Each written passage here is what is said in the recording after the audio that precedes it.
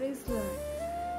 గత కాలంలో ఒక గృహకూడికలో దైవ సేవకుల ద్వారా దేవుడు నాతో మాట్లాడిన ఒక విషయాన్ని గురించి పంచుకొని మిమ్మల్ని బలపరచాలని ఆశపడతా ఉన్నాను. ఏంటంటే, ఒక్కొక్కసారి మన జీవితంలో అనేకమైన శ్రమలు, అనేకమైన ఇబ్బందులు, ఇరుకులు, అప్పులు, అవమానాలు, నిందలు పడుతూ ఉన్నప్పుడు మనకు అనిపిస్తూ ఉంటుంది, దేవా నేను నీలో ఉన్నాను కదా, నీ కొరకు విశ్వాసంగా ఉన్నాను కదా ప్రభా, నీ మీద నేను ఆనుకుని ఉన్నాను కదా ప్రభా, అయినా నాకెందుకు ప్రభా ఈ శ్రమలు, నాకే ఎందుకు ప్రభా ఈ శోధనలు అని మీరు అనుకుంటా ఉన్నారేమో.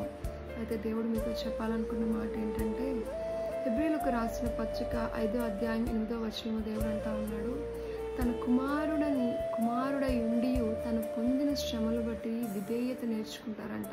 అదే 10వ వచనంలో అంటున్నాడు, ఆ తన దేవుని చేత పిలువబడిన వాళ్ళు తనకు విధేయులైన వారికి నిత్య రక్షణకు కారకుడై ఉంటా ఉన్నాడు అంటున్నాడంట. అయితే మీరు పొందిన యోబు జీవితంలో కూడా ఆయన నీతిమంతుడు అయినప్పటికీ అనేకమైన శ్రమలు, నిందలు, అవమానాలు పొందినప్పుడు ఎక్కడ తన విశ్వాసమును కోల్పోకుండా దేవుడి మీద ఆనుకొని ఉన్నాడు. అలాగే మీరు కూడా మీ యొక్క జీవితంలో ఎన్ని కష్టాలు వచ్చినా, నష్టాలు వచ్చినా, బాధలు, ఇరుకులు, ఇబ్బందులు అయినప్పటికీ ఆయన కొరకు విశ్వాసంగా ఇంకా విశ్వాసంలో బలపడినప్పుడు ఆయన మీ కొరకు నిత్య రాజ్యమును స్థిరపరిచి ఉంటా ఉన్నాడు.